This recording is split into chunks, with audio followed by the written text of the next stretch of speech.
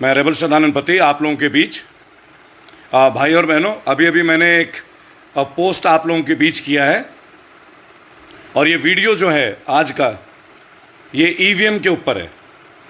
EVM VVPAT machine के ऊपर बहुत ही मेहनत से ये वीडियो बनाई गई है। और भाई और बहनों, जब आप मेरे पोस्ट को देखोगे, मेरे ख्याल से आज मैं अपने सबसे छोटे लाइव सेशन में रहूँगा आप लोगों के साथ, क्योंकि मुझे आप लोगों को केवल एक चीज़ की जानकारी देनी है। और जानकारी ये कि मैंने बड़े प्रयास से एक वीडियो आप लोगों के बीच बनाई है और वो वीडियो है ईवीएम वीवीपैट के ऊपर। ईवीएम मशीन में किस तरह से हमारे वोटों के साथ छेड़छाड़ की जाती है, वो वीडियो अगर आप लोग देखें मेरे पोस्ट पे, मैं आप सबसे अनुग्रह करूंगा कि आप लोग उस पोस्ट को जरूर देखें। चूंकि बहुत बड़ी वीडियो थी, मैं उसे लाइव नहीं कर पाया।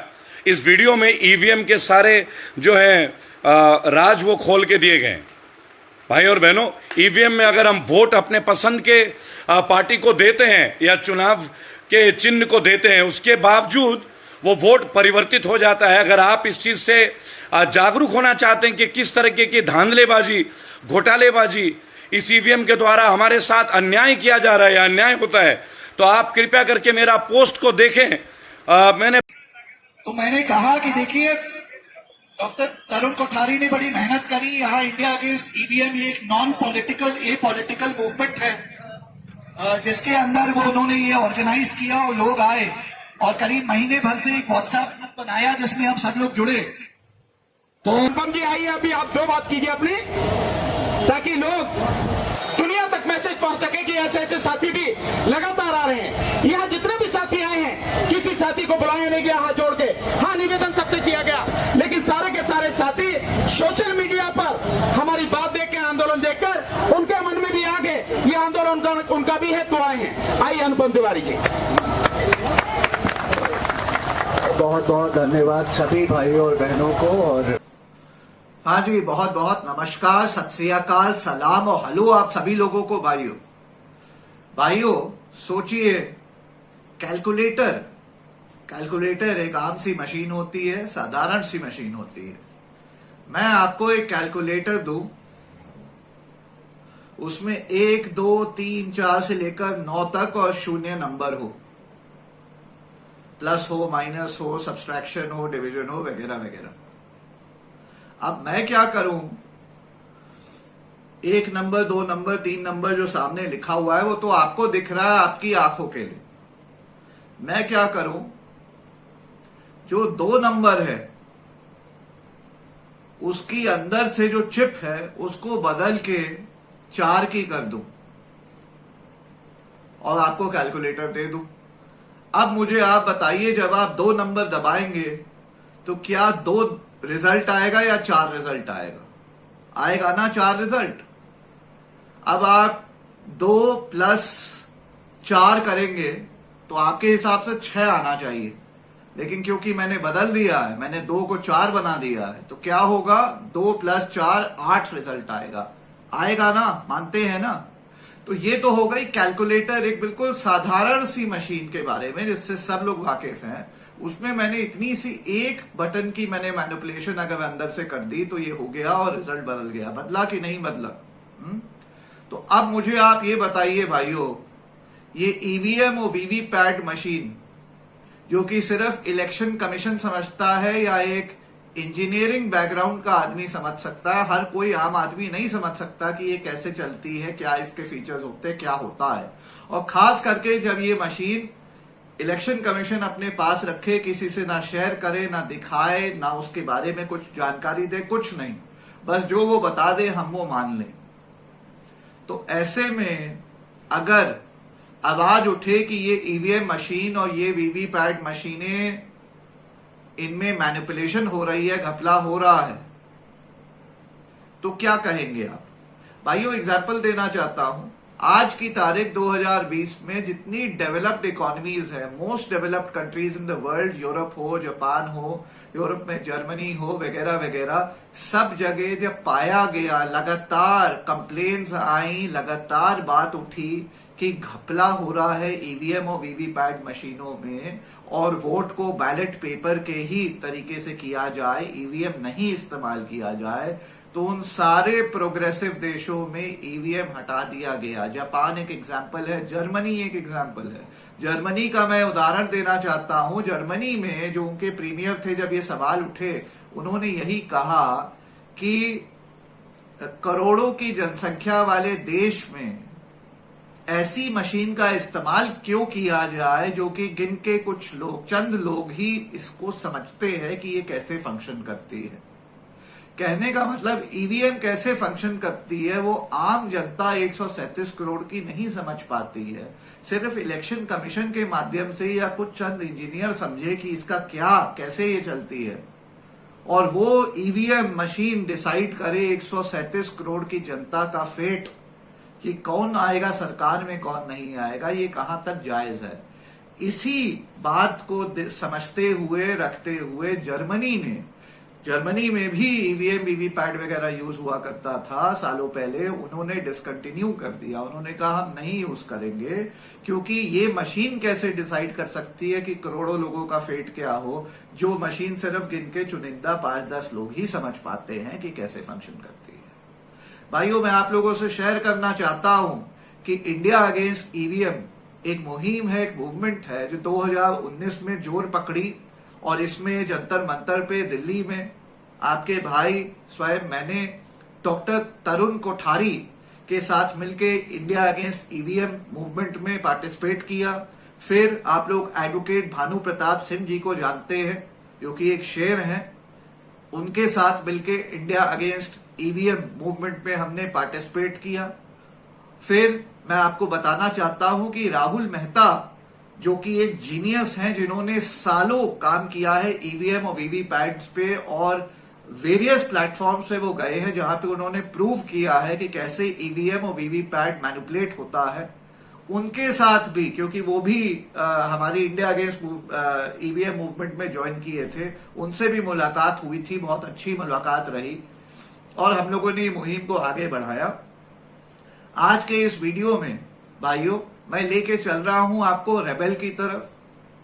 रेबेल मेरे भाई, मेरे अजीज मित्र, मेरे सहयोगी, एक बहुत ही बेहतरीन एक्टिविस्ट जो बहुत अच्छा काम कर रहे हैं। अब रेबेल गए अहमदाबाद, और रेबेल ने भी राहुल मेहता जी, जो मेरे अच्छे मित्र हैं, जानने वाले हैं, मेरे से टच में हैं लगातार पिछले साल भर से, ऊपर से जब से हमने इस ईवीएम पे काम किया पिछले साल, तो रेबेल राहुल मेहता जी से मिले, और उनके साथ मिलके रेबेल ने बकायदा एक 24 मिनट का पूरा एक वीडियो बनाया है, जिसमें राहुल मेहता जी ने दिखाया है कि कैसे इस वीडियो में जो वीवीपैट होता है वो मैनिपुलेट हो सकता है। जैसे मैंने कैलकुलेटर का आपको एग्जांपल दिया, मैनिपुलेट आप कर सकते हैं। इन्होंने दिखाया है कैसे वीवीपैट मैनिपुलेट हो सकता है, मीनिंग वीवीपैट दिखाएगा एक पर्चा, प्रिंट करेगा दूसरा पर्चा, वगैरह वगैरह, और इससे वोट की चोरी होती है। तो बिना समय नष्ट किए सीधे मैं लेके चलता हूं आपको रेबेल की ओर और राहुल मेहता भाई की ओर, और देखें ये पूरा, इस वीडियो को ध्यान से देखें, एंड तक पूरा वीडियो देखें तो आप समझेंगे। क्योंकि राहुल मेहता जी एक IITian है, उनको बहुत एक्सपीरियंस है। मैं बता दूं, एक्सपर्ट हैं, जीनियस हैं, और एक्सपर्ट हैं ये ईवीएम और वीवीपैट के मामले में, क्योंकि उन्होंने सालों साल इस पे काम किया। He is an authority on it, और वो राहुल मेहता जी अपनी अथॉरिटी के साथ आपको 24 मिनट के अंदर दिखाएंगे कि कैसे वीवीपैट क्लियरली मैनिपुलेट हो सकता है, और हो रहा है लगातार इन इलेक्शनों में। Over to rebel and Rahul भाई। जय हिंद, जय भारत। मैं रेबेल सदानंद पति अहमदाबाद में मेरे बड़े भाई नूर मोहम्मद के साथ, और मेरे साथ महिचा प्रशांत, और भाई और बहनों आज मेरे साथ राहुल मेहता जी हैं, जिनको आप स्क्रीन पे देख सकते हैं। IITian, IIT के बारे में मुझे कुछ बताने की आवश्यकता नहीं। भारतवर्ष के और विश्व के एक प्रीमियर इंस्टीट्यूट इंजीनियरिंग सेक्शंस के लिए विश्व में ख्याति प्राप्त है, और राहुल जी अपने बारे में जानकारी भी आपको देंगे, और एक बहुत ही महत्वपूर्ण विषय पे काम कर रहे हैं जो कि ईवीएम और वीवीपैट के ऊपर है। बहुत सारे प्रश्न उठते हैं कि आज की जो सरकार है ये चुनी जाती है, बैलेट पेपर से चुनाव क्यों नहीं करती, ये ईवीएम या बाकी मशीनों में क्यों कराना चाहती है वीवीपैट। इसके बारे में एक बहुत बड़ा प्रश्न है। बहुत सारे राज्यों में करोड़ों लोगों के दिल में ये, जहन में ये सवाल आता है कि जो चुनाव है वो चुनाव ही गलत है। और वो चुनाव तब गलत होते हैं जब लोगों के प्रश्न आते हैं कि वोट तो हमने दिया लेकिन वो वोट दूसरे की ओर कैसे चला गया। इसी के बारे में हम बात करेंगे, लेकिन इस वीडियो में बात करने से पहले भाई और बहनों, मैं एक बात कहना चाहूँगा कि मैं अहमदाबाद संजीव भट्ट जस्टिस फॉर संजीव भट्ट जो कैंपेन है वो मैं नूर मोहम्मद साहब के साथ मिल के यहाँ शुरुआत किया है। उन्होंने मुझे आग्रह किया था, यासीन नूर जो इनके बड़े भाई हैं, उन लोगों ने मिल के संजीव भट्ट के लिए एक पूरे राष्ट्र में कैंपेन का आगाज किया, जिसके लिए उन्होंने मुझे एक उपयुक्त व्यक्ति माना। आज करोड़ों लोग रेबल सदानंद पति फाउंडेशन के साथ संजीव भट्ट की मुक्ति के लिए। लेकिन आज बात करेंगे ईवीएम वीवीपैट और बात करेंगे राहुल मेहता जी के साथ। तो राहुल जी, आपका अभिवादन, और ये माइक आप लेंगे और आप बताएं अपना परिचय, मुझे एक बार दें, पहले हमारे सारे हाथ में ले ले, फॉलोअर्स को बताएं उधर देखते हुए जी। मेरा नाम है राहुल चिमन भाई मेहता, मैं राइट टू रिकॉल पार्टी का फाउंडर और प्रेसिडेंट हूँ। और मैंने बीटेक किया कंप्यूटर साइंस में आईआईटी दिल्ली से, फिर एमएस किया new Jersey state university, Rutgers university से, और फिर मैं 1990 में मैंने आईआईटी कंप्लीट की बीटेक, और फिर बाद में मैंने 9 साल 10 साल यूएस में काम किया और मार्च 99 से मैं यहाँ पर हूँ। और मेरा मकसद है भारत में right to recall, jury system, ये सारे कानून लाना जी। लेकिन और एक बड़ा मुद्दा ईवीएम वीवीपैट का है कि 1989 में जब मैं आईआईटी के 4th ईयर में था, तभी मैंने ईवीएम के खिलाफ पेपर लिखा था, तब वीवीपैट नहीं था, कि एकदम बकवास चीज़ है। और उसके बाद 2011 में 12 में जब वीवीपैट आया, तब सब कुछ ठीक लग रहा था, लेकिन मैं सोच रहा था कि कागज़ के वोट कैसे बदले जा सकते हैं। तो बाद में मैंने कुछ नोटिस किया कि वीवीपैट में कुछ नए फीचर डाले गए और उसके द्वारा कागज़ के वोट भी बदलना संभव है। मतलब करोड़ों वोट सिर्फ 1-2 आदमी मिलके फैक्ट्री के में एक बार प्रोग्राम डाल दो कि जो कि वोट बदली कर सके, उसके बाद सिर्फ एक आदमी की मदद से पूरे भारत में 10 करोड़ कागज़ के वोट बदले जा सकते हैं। और इलेक्ट्रॉनिक वोट कैसे बदले जा सकते हैं, वो चैप्टर तो 1989 में ही क्लोज हो गया था, बाद में 2011 में। कि जैसे आपको ये महसूस हो, उधर देखते हुए बात करेंगे, जैसे राहुल जी आपको ये लगा और आपके अंदर ये प्रश्न रहा होगा कि ये वोट बदले जा रहे हैं, क्योंकि शायद करोड़ों लोगों ने आपसे भी संपर्क किया होगा कि वोट तो हम दे रहे हैं किसी और को, लेकिन रिजल्ट शायद कहीं और आ रहा है, क्योंकि एक जन संग्रह होती है। नूर साहब, हम लोग, प्रशांत जी हमारे बीच है। मैं बताना चाहूंगा, प्रशांत जी एक युवा एक्टिविस्ट है, और इस मुद्दे पे चर्चा करने से पहले मैं आपका धन्यवाद दूंगा प्रशांत जी, जो आप आए हमारे मंच पे। और प्रशांत जी भी लोगों को जागरूक कर रहे हैं इस बैड गवर्नेंस के अगेंस्ट, जो आज बीजेपी का बैड गवर्नेंस है। क्योंकि मुझे लगता है कि सफल गवर्नमेंट तब होती है जब आम लोगों के जो प्रश्न होते हैं, जो उनके क्वेरीज होते हैं, जो उनके क्वेश्चंस होते हैं, अगर सरकार सीधी सीधी बात करे और हर उस मुद्दे पे ओपन टेबल पे, जैसे कि आप इस टेबल पे देख सकते हैं, मेरे साथ मेरे सहयोगी विकी आनंद है कैमरे में, और मैं उनका धन्यवाद दूंगा क्योंकि वो कैमरे के पीछे होते हैं, उनके बगैर ये सफर कामयाबी तक हम नहीं ला सकते हैं। आप देख सकते हैं पूरा वीवीपैट का जो ईवीएम का जो पैटर्न है, वो माननीय राहुल जी ने इस चीज को किया है। तो राहुल जी, मुझे एक बात आप बताएंगे, इस चीज का जो पूरा डिजाइन है और ये जो कंसेप्ट है, ये आपका खुद का कंसेप्ट है? कैमरे में देखते हो आप बोलेंगे। मतलब ये मेरा प्रोग्राम, अच्छा, यदि वीवीपैट में डाल दिया जाए मैन्युफैक्चरिंग के टाइम पे। ये क्या है बेसिकली, व्हाट इज दिस? ये मैंने खुद इसलिए बनाया क्योंकि इलेक्शन कमीशन वीवीपैट दे नहीं रहा। ये वीवीपैट है आपके हिसाब से? ये मैंने एक डमी मॉक वीवीपैट बनाया, मॉक वीवीपैट, ये वीवीपैट का एक डमी। वो इसलिए क्योंकि असली वीवीपैट मुझे इलेक्शन कमीशन दे नहीं रहा। यदि वो वीवीपैट दे तो मैं उनके वीवीपैट में ये प्रोग्राम डाल के बता सकता हूँ कि उनका वीवीपैट कैसे वोट बदली कर सकता है। अच्छा, मुझे एक बात बताएं। चलिए, सबसे पहले आपका ये जो एलिमेंट्री चीज है राहुल जी, हम इसके बारे में 2-3 चीजें बात कर लेंगे विस्तृत तौर पे। मैं एक बात आपको बताना चाहूंगा कि आज आप हमें ये बताने वाले हैं कि किस तरीके से वोट शेयर जो है एक मशीन के अंदर भी परिवर्तित हो सकती है। बिल्कुल। क्या कैमरे में देख के आप ये बात बोल सकते हैं? हाँ बिल्कुल। इसमें आपके हिसाब से तरीका है कि वोट बदले जा सकते हैं? बिल्कुल तरीका है। इसमें जो डिजाइन चेंज किए गए थे उसके द्वारा जी अंदर फैक्ट्री में यदि इस तरह का प्रोग्राम डाला जाए तो वो प्रोग्राम है, वो इलेक्शन मान लो 30 सितंबर को है, तो 30 सितंबर सुबह 10 बजे तक मॉक पोल के फर्स्ट राउंड में और उससे पहले एकदम ईमानदारी से काम करेगा, यानी लगेगा ही नहीं कि ये चोरी करने वाला है।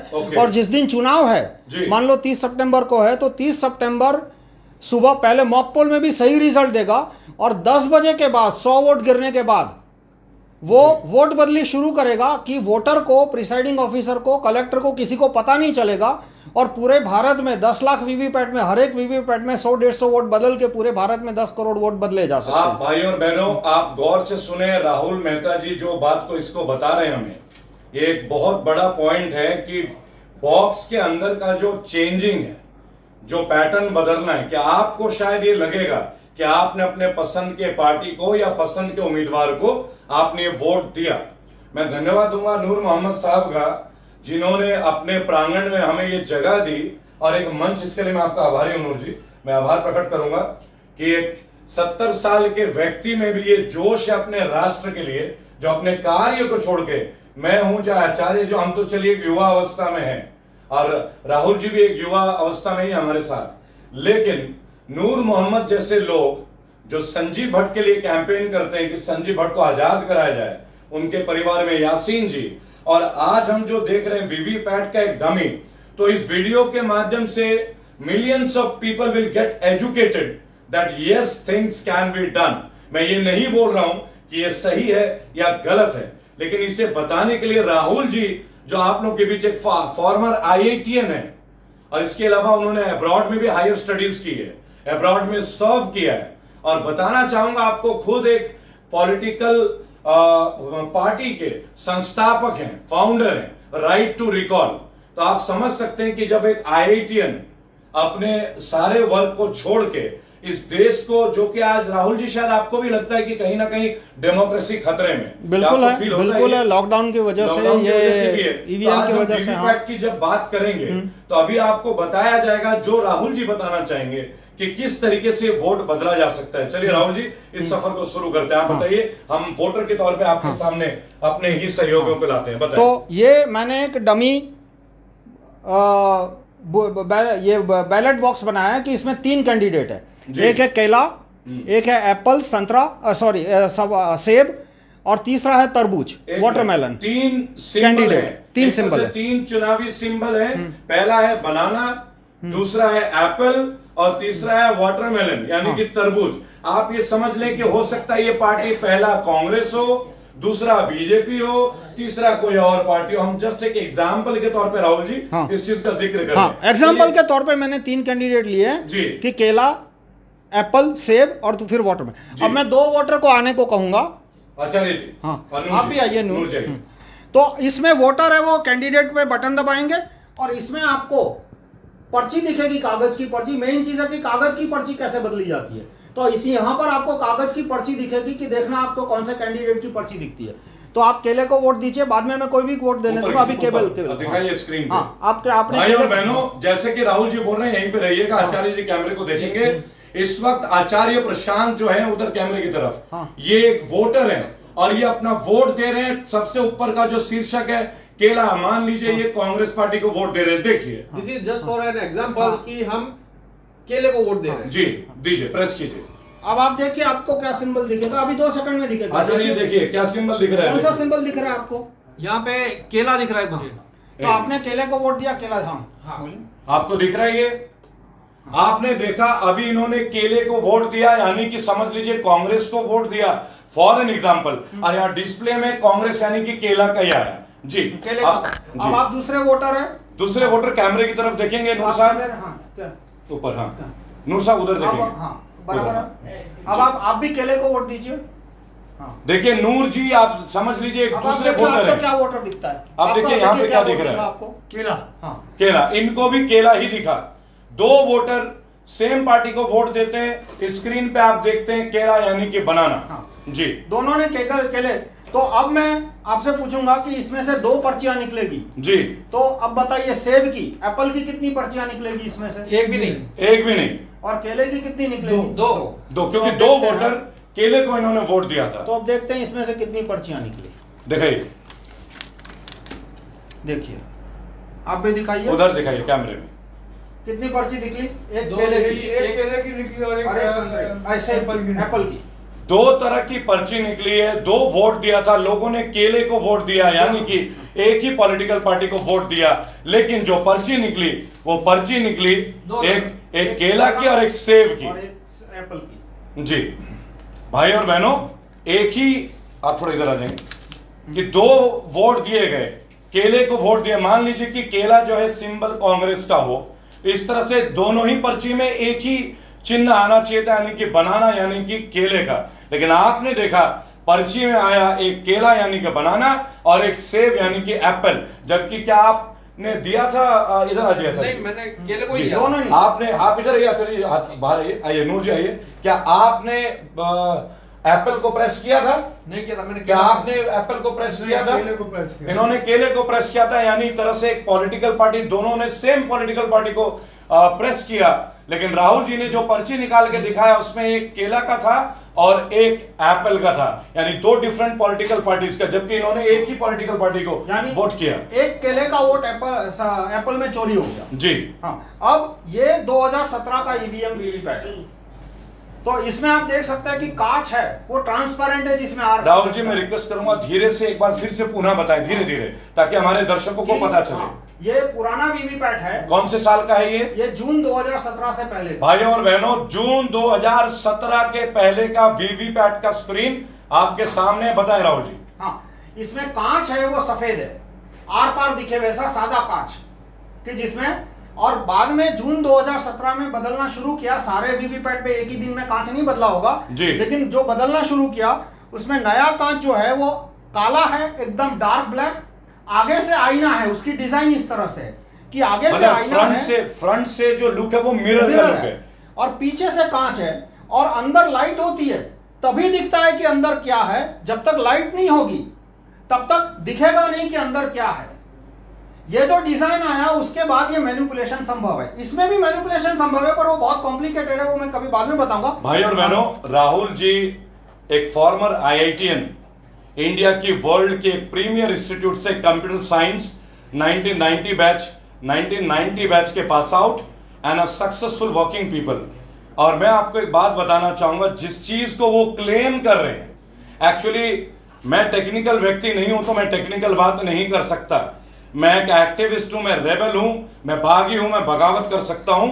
बहुत दिनों से लोगों के मेरे पे कंटिन्यूअस मैसेज आ रहे थे कि इलेक्शंस को इस बार ईवीएम में नहीं बैलेट पेपर के तौर पे कराया जाए। और लाखों करोड़ों लोगों की आवाज है।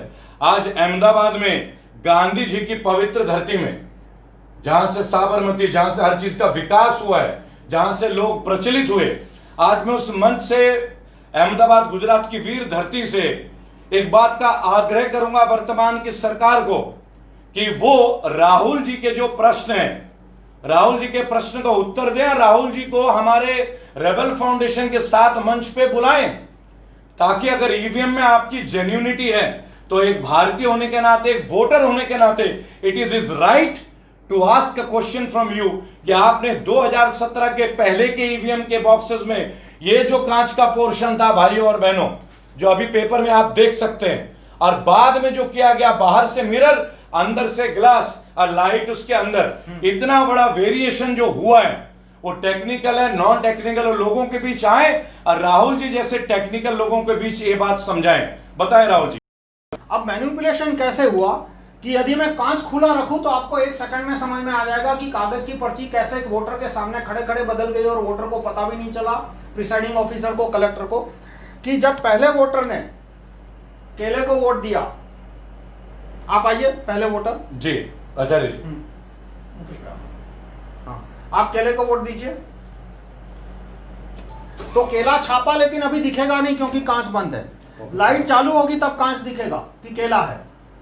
लेकिन प्रोग्राम को वोट चोरी करना था, तो प्रोग्राम ने क्या किया अभी देखते हैं। लाइट बंद कर दी तो ये तो वोटर है वो संतुष्ट होकर चले गए, लेकिन प्रोग्राम ने केले की पर्ची काटी नहीं, वही की वही रखी। अब आप दूसरे वोटर है जी।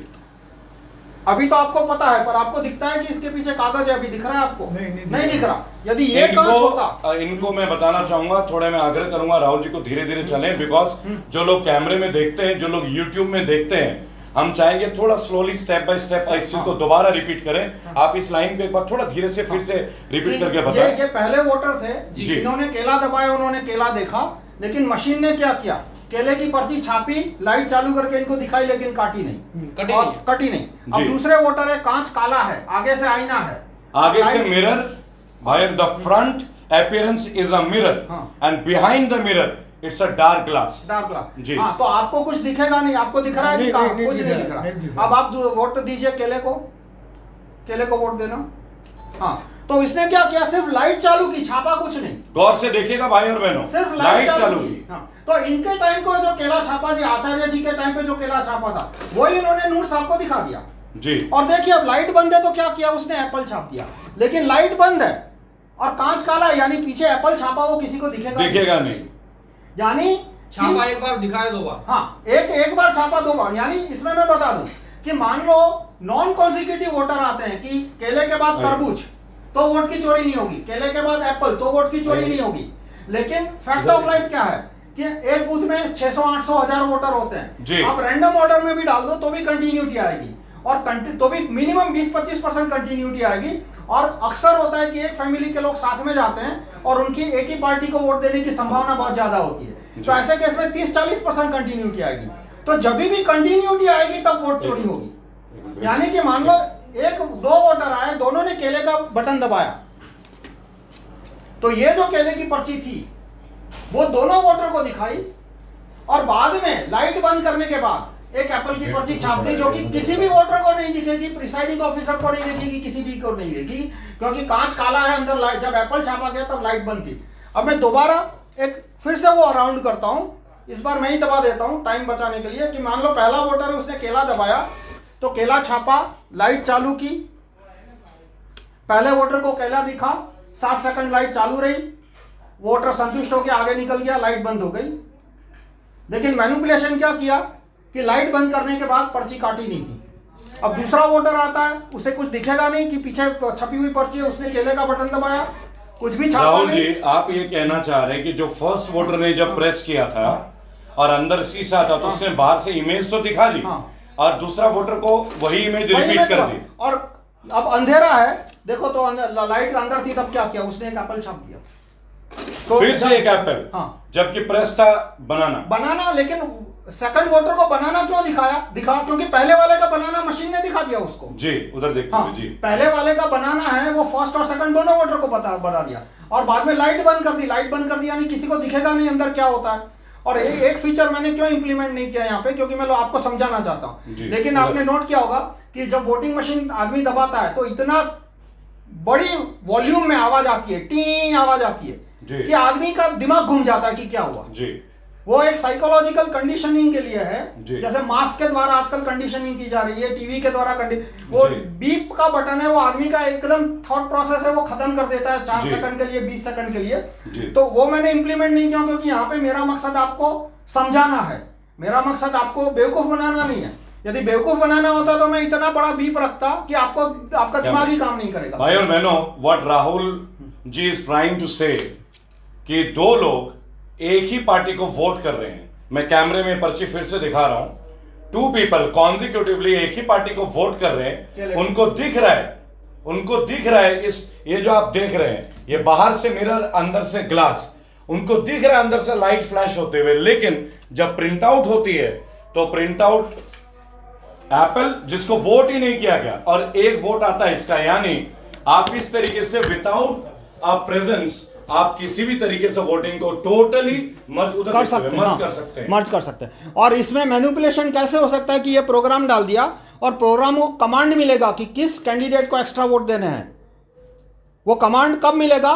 चुनाव के 15 दिन पहले। चुनाव के 15 दिन पहले कैंडिडेट फाइल तैयार होती है। कैंडिडेट फाइल है वो इलेक्शन कमीशन में एक सर्वर है, उसमें तैयार होती है। उस सर्वर ने जो कैंडिडेट फाइल डाली उसमें कमांड डाल दिए। चलिए हम एक बात करेंगे, बोलिए। हम एक बात करेंगे कि आज का हमारा जो डिस्कशन है वो डिस्कशन इस वीवीपैट मॉडल का है, जो माननीय राहुल जी, जो कि एक IITian है, और अगर उन्होंने कोई कंसेप्ट डिजाइन किया है और वो कंसेप्ट लोगों के बीच ला रहे हैं, क्योंकि मैं टेक्निकल नहीं हूं, नूर साहब टेक्निकल व्यक्ति नहीं है, और ना ही आचार्य जी टेक्निकल है, तो मैं एक आग्रह करूंगा, क्या आचार्य जी आप भी शायद यही करेंगे? नूर साहब ऐसे भारतीय नागरिक, हमारी यही रिक्वेस्ट होगी कि करोड़ों लोगों का आज एक सवाल है EVM versus ballot paper. Japan जैसी एक कंट्री आज बैलेट पेपर में चुनाव करा रही है। ज्यादातर यूरोपियन नेशंस, ज्यादातर यूरोपीय देश आज बैलेट पेपर से चुनाव करा रही है। आखिर इस केंद्र की सरकार की ऐसी क्या मजबूरी है जो हर चीज वो जनता के खिलाफ जाके कर रही है? हम कहते हैं मन की बात आइए आज करते हैं ईवीएम के बाद, वीवीपैट के बाद। भाई और बहनों, हमारा राहुल जी का ऐसा सेशन फिर चलता रहेगा। बहुत जल्द हम एक और वीडियो में आएंगे। एक ही वीडियो में हम सारी चीज नहीं क्लियर कर सकते, लेकिन राहुल जी की सोच, राहुल जी के प्रश्न अपने जगह जायज हैं। मैं आग्रह करूंगा, विनम्र निवेदन करूंगा इलेक्शन कमीशन को, चूंकि राइट टू रिकॉल पार्टी के राष्ट्रीय संयोजक हैं, is the chief founder of right to recall party, जो खुद एक पॉलिटिकल पार्टी के फाउंडर हैं, जो इलेक्शन लड़ चुके हैं 2019 में, और इनके साथ कई और लोगों ने 2019 की लोकसभा के चुनाव में अपना पार्टिसिपेशन किया है, चुनाव लड़े। तो जो लोग खुद चुनाव लड़ते हैं, अगर वो प्रश्न उठाते हैं, तो मेरा आग्रह है कि केंद्र की सरकार को इस प्रश्न को लेना चाहिए, राहुल जी के प्रश्न को सबके सामने लाके जवाब देना चाहिए। और वो तब होगा जब रेबल फाउंडेशन इस बात के लिए आग्रह करेगा कि आप एक मंच पे राहुल जी को ले आए, अपने एक्सपर्टीज को ले आए, और हम जैसे जर्नलिस्ट को ले आए। दूध का दूध, पानी का पानी। जय हिंद। हाँ जी, देखा आपने भाइयों, देखिए बड़ी क्लियर बात है। वीवीपैट हो जाए चाहे ईवीएम हो जाए, मैनिपुलेशन तो हो रही है। हम लोग ये बात लगातार उठा रहे हैं।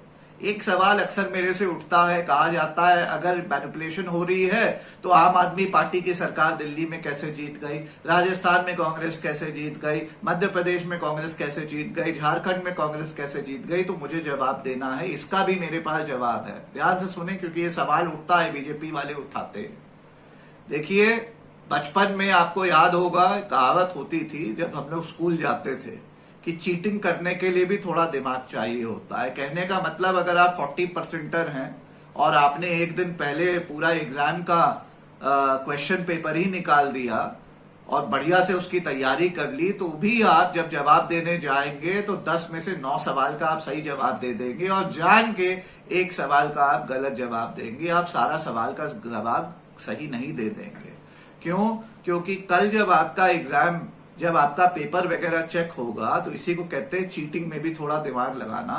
तो एक 40%er through out suddenly 100 on 100 कैसे स्कोर कर लेता है, उस पर क्वेश्चन मार्क उठेगा। तो जब आप चीटिंग भी करेंगे तो आप क्या करेंगे, 80-85% ले आएंगे। हाँ, 15% फिर भी छोड़ देंगे। इसको कहते हैं चीटिंग दिमाग से। हाँ, और ये भारतीय जनता पार्टी, ये आरएसएस, ये संघी लोग तो जाने जाते हैं इसके लिए, इस किस्म की घपलेबाजी में, इस किस्म की दिमागबाजी में। कहने का मतलब बड़ा सिंपल है, लोकसभा जीतो, अपने हाथ में रखो, और असेंबली, विधानसभा की कुछ जो है राज्यों में हार जाओ, लेकिन जिसमें जीतना है, यूपी जैसे हो गया बड़ा, वहां जीतो जरूर। कुछ में हार जाओ ताकि जब सवाल उठे ईवीएम पे तो कहने को हो, ये देखो यहां तो हम हार गए, तो ईवीएम मैनिपुलेशन नहीं होती। लेकिन सेंटर में पावर हमेशा अपने पास रखो। स्टेट का क्या है, हार गए, क्या करना है, कल जो है 4 MLA तोड़े, उनको पैसा खिलाया, बैकडोर से साल भर बाद आगे जाके इलेक्शन सरकार बना ली। जो ये भाजपा सरकार करती आई है, मध्य प्रदेश आप देख लीजिए, राजस्थान में भी अटेम्प्ट हुआ है ना। तो ये करते आए हैं। हाँ, इसमें कुछ नया तो है नहीं, ये तो करते आए हैं। तो कहने का मतलब ये नहीं सोचिए कि ये 2 राज्य में हार गए तो ईवीएम सही है। वहां पे 2 हारे, वो इस कारण से हारे क्योंकि ईवीएम में नहीं उन्होंने चीटिंग करी। वो ईवीएम चीटिंग अपने लोकसभा के लिए रखते हैं कि यहाँ पे अपने पास कंट्रोल रखे, और उन असेंबली स्टेट्स में जहां ये डेस्परेटली चाहते हैं जीतना, जैसे यूपी हो गया, क्योंकि ये बड़े स्टेट्स है जहां मायना रखता है, वहां इसकी सरकार बनेगी, वो कुछ हद तक डिसाइड करती है कि सेंटर में भी किसकी सरकार बन सकती है। तो वहां पे जो स्टेट्स ये चिंते हैं, कहते हैं यहाँ पे हमें जीतना ही जीतना है, वहां ईवीएम मैनिपुलेट कर लेते हैं। बाकी स्टेट्स में नॉर्मल रहता है तो हार जाते हैं, तभी रिजल्ट पब्लिक इनको हराती है। और जब लोकसभा आता है वहां पूरी मैनिपुलेशन करके अपनी ईवीएम सेटिंग कर लेते हैं। ये है मेरा जवाब। इसके बारे में मैं लगातार बोलते आया हूं। मेरे प्लेटफॉर्म पे भी मुझसे आज भी हर वीडियो के अंदर जो है कम से कम 5-10 सवाल उठते हैं कि सर ईवीएम पे बोलिए। तो देखिए भाई साहब, कुछ वीडियो अभी प्ले कर देता हूं। मैं ईवीएम पे लगातार पिछले साल से बात कर रहा हूं। डॉक्टर तरुण कोठारी हो गए, एडवोकेट भानु प्रताप सिंह हो गए, और जिनके साथ अभी रेबल मिले हैं हमारे राहुल भाई हम लोगों के साथ साल भर से मिले हुए हैं। ही इज अ जीनियस, उनको मैं बहुत ज्यादा हाई रिगार्ड करता हूं, और उनके साथ हम लोगों ने पिछले साल ही से काम किया हुआ है। वीवीपैट ही नहीं, राहुल भाई ने हमें ईवीएम पे भी टोटल एक्सपोजर दिखाया है कि कैसे ईवीएम मैनिपुलेट हो सकती है। और एग्जाम्पल बस वही है जैसे मैंने कैलकुलेटर का एग्जाम्पल दिया कि अरे यार आपको कुछ नहीं, बस उसकी प्रोग्रामिंग कर देनी है और ये सब हो जाएगा, बहुत आसानी से मैनिपुलेट होती है, कोई इसमें बड़ी बात नहीं है। हाँ, और ये ईवीएम डिसाइड करती है कि 137 करोड़ की जनता का क्या फेट होगा, कौन सरकार आएगी सेंटर में या स्टेट में जहां मैनिपुलेट हुई हो। इसी के साथ इस वीडियो को समाप्त करता हूं, काफी लंबी वीडियो हो गई है।